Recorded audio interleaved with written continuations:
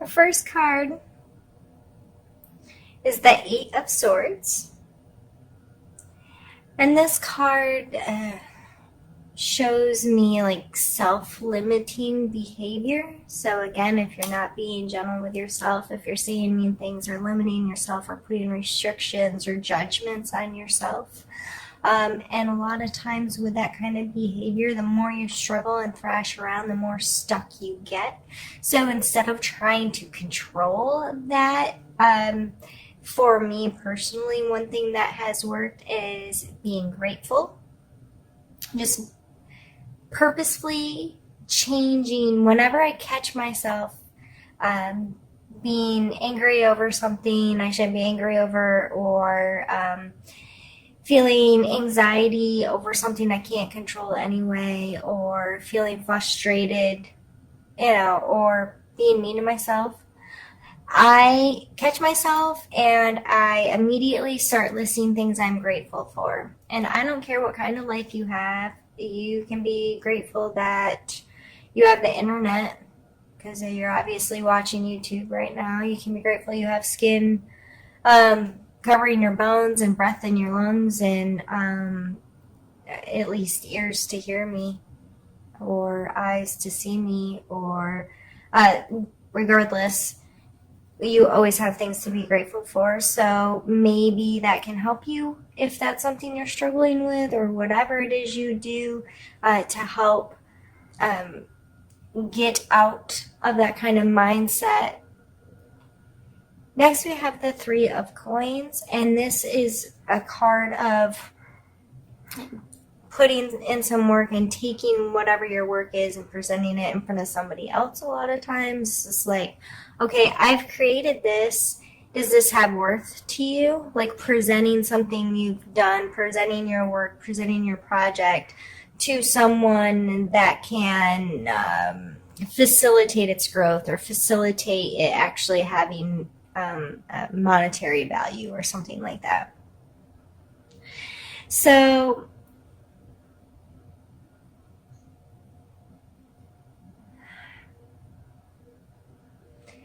I feel like you have something brewing. You have something you've been working on. You've been putting in some work. But on either side, we have the Eight of Swords, which, as I said, is self-limitation, and we have the Death card. And the Death card isn't death. It's not like an ending, or it is an ending, but it's not just once something's done, it's done. It's the ending of that cycle, and one will need to start again, kind of thing. So it's a transition. It's this has to be completely done in order to do something new. Most people can relate to this in like relationship stuff. Like you can't start a good, healthy, happy relationship if you're still holding on to an old one, kind of thing. So I just feel with this coming in the center that you have to get to a place where you can stop this behavior in order for this to progress.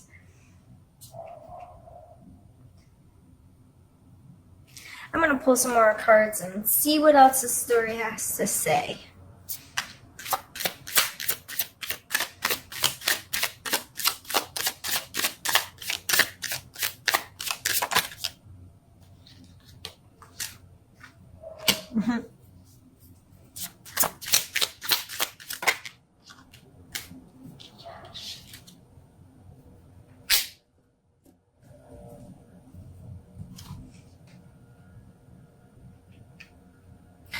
The Six of Swords can be as literal as physically moving away from an abusive relationship. It's getting away from the allowance of being treated bad. And sometimes it's you, as I said in the very beginning, abusing yourself. So whether this is someone else in your life or it is you doing it, this there is movement away from it, and then Miss Justice is sitting here. There are consequences to our actions, whether you want to think it's karma or however, the scales get balanced. You know, my mama always used to tell me, you get what you give in this life. And she preached it really hard to me and made me understand that if I was given ugly, nasty, horrible things, I'm going to get ugly, nasty, horrible things in return. And it made it really important for me to value what I'm putting out into the world and how I'm treating people and so forth. So I feel like there is definitely movement, and it may take coming to these two big energies of being able to really stop something from happening and be like, I am done with this. And I have to believe that justice will sort itself out.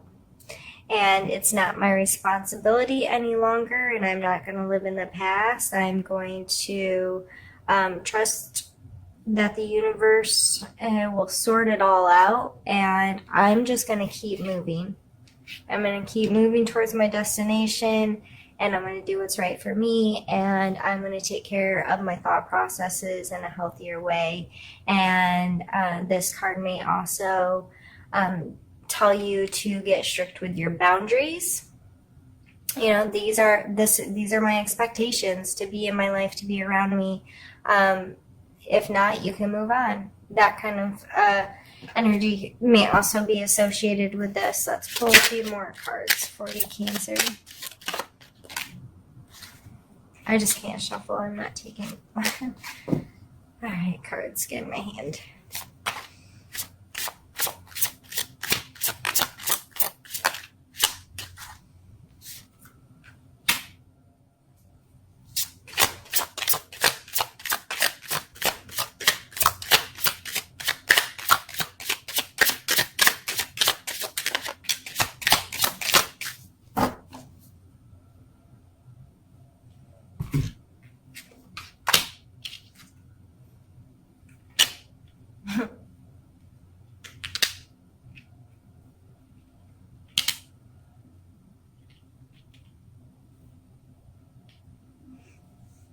World card.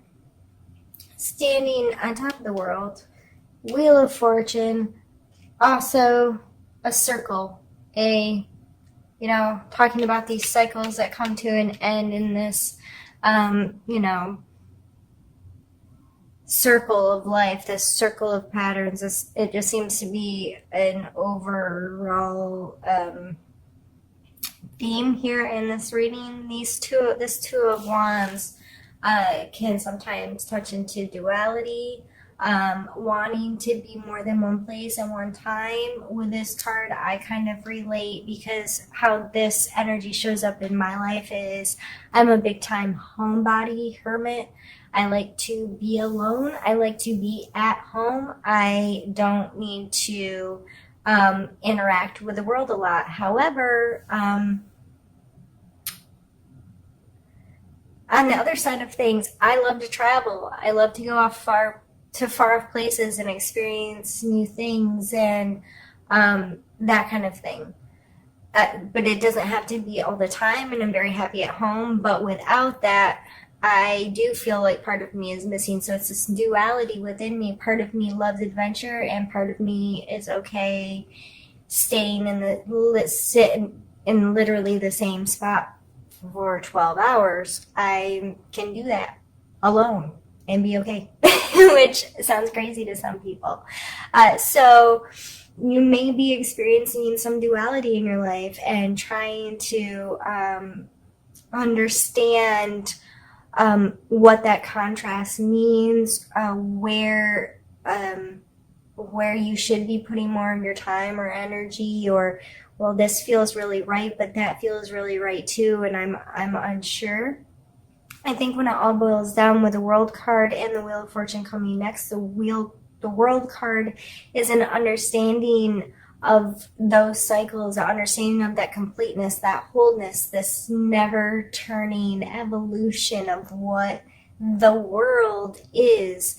And the Wheel of Fortune card reminds us that, you know, I don't want to say like a roulette wheel spinning, but because that's not how I usually associate the Wheel of Fortune. But again, there's cycles, things will come back to you, your karma will come back to you, but also you don't have any control over how this happens. It runs its own course in its own way for its own reason, and you just have to trust that you're in alignment with receiving the good out of life and receiving the abundance out of life and feeling this wholeness. So overall in this reading right now, okay, I had to check my time because I'm afraid now I'm like getting paranoid about it, like turning off on me.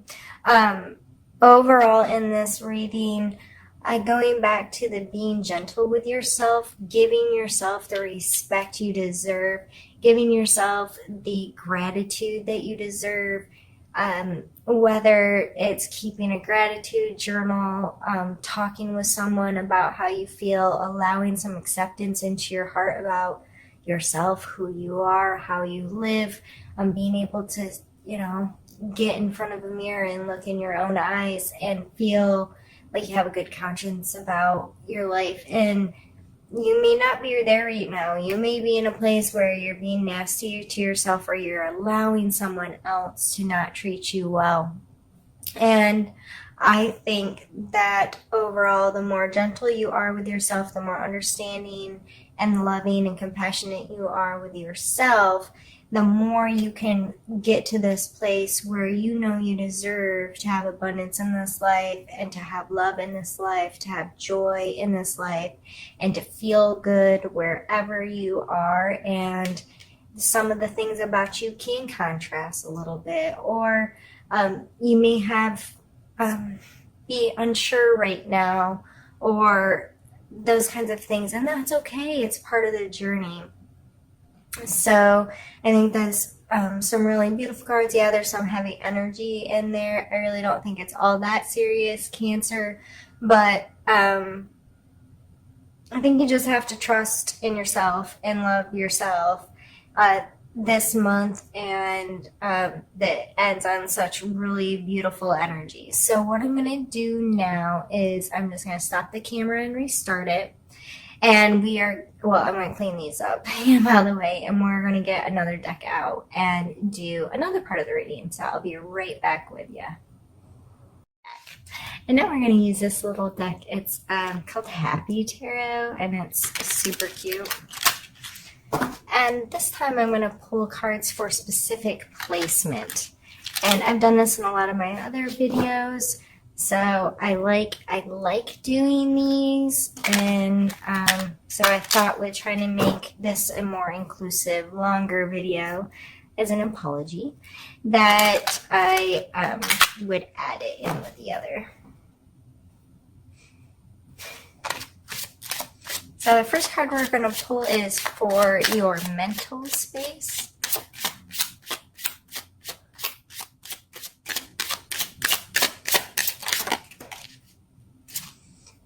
We got two.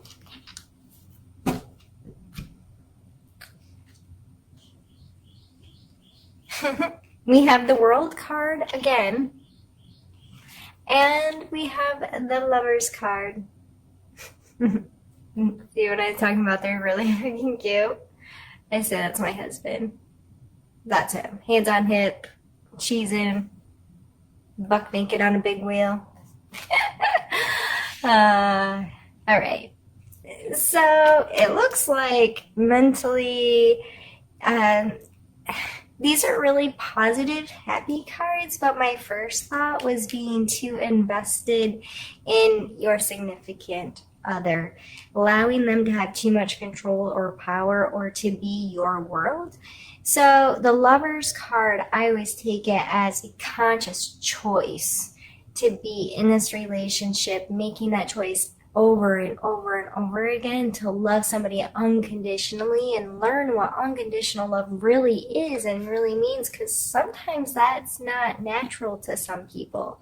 You know, they complicate it and screw it all up with negative stuff and hold people responsible for things they're not responsible for, you know, those kinds of things. So you know, maybe your significant other or your best friend or whoever this person is, you make the choice to love unconditionally. Maybe you put a little bit too much of your power in their hands, like I can't be happy unless they're happy too, or it's about them making me happy or whatever. However, I'm sorry, this isn't sitting straight. It's driving me crazy. However, that's playing in your life. Or, you know, just emotionally, maybe I was wrong. Maybe it's you beating up you in that first, like I kept going back to. But whoever your support system is really healthy and happy and helps pull joy to your life and so forth. Let's pull a card for your physical space. Sorry, brain's not working.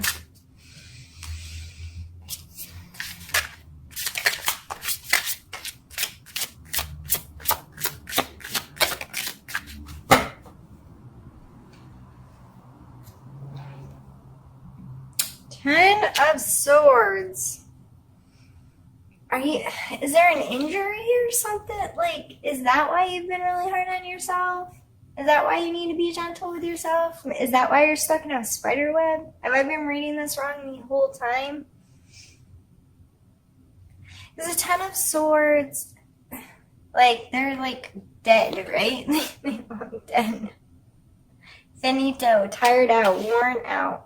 Oh, as soon as that card came out, which I probably usually don't associate with an injury, but that's my first thought, it coming in the physical space. Are you laid up for physical reasons? Regardless, still take the same steps to get healthy.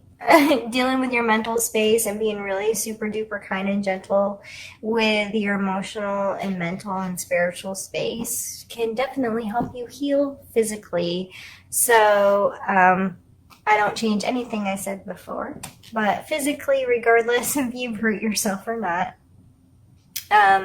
it looks like you're like down for the count, worn out. You're possibly doing too much and putting too much work in, or taking on things you don't need, or sticking more of those swords right in your own self. Going back to earlier with the Eight of Swords, self-limiting behavior. Let's see where you are emotionally.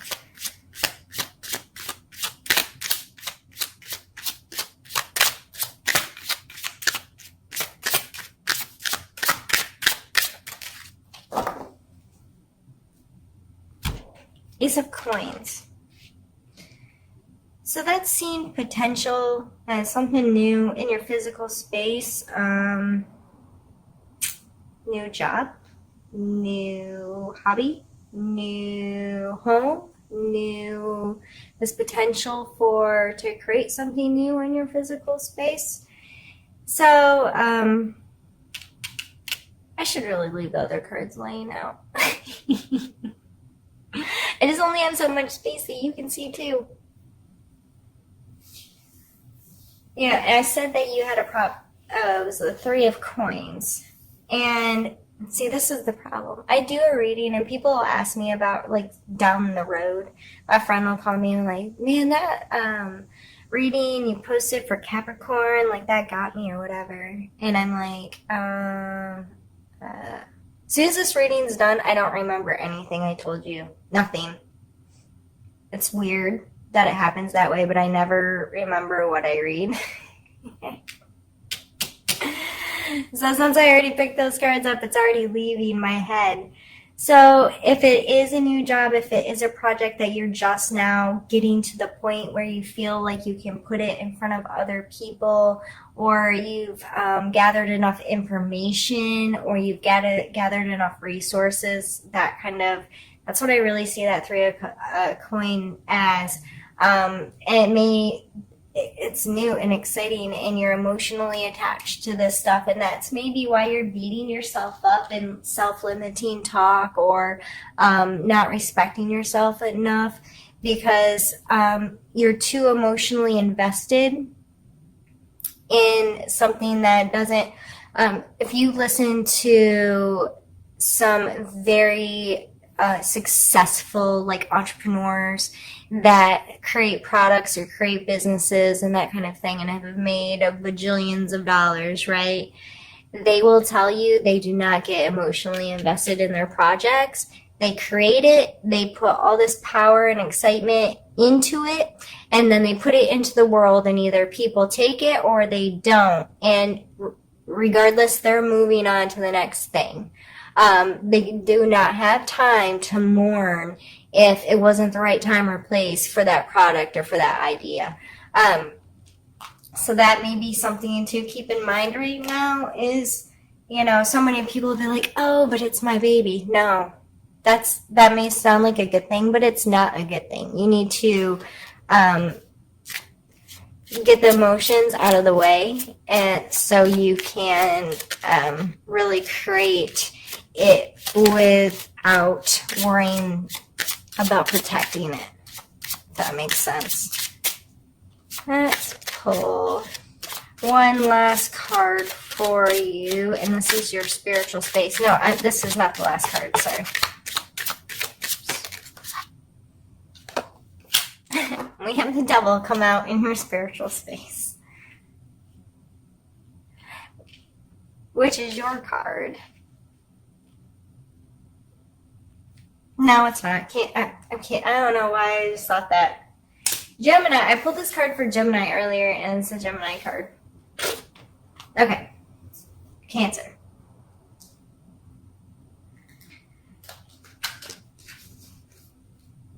Bad habits or a control situation may be in your spiritual space this month, and maybe. So this card talks about things that control you rather than what you control. So addictions, bad habits, giving your power away to someone else.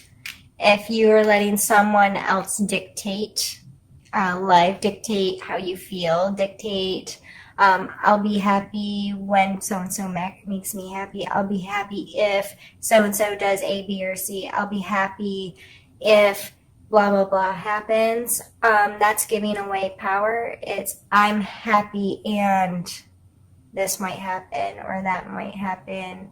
And I don't know. I needed beverage. One second.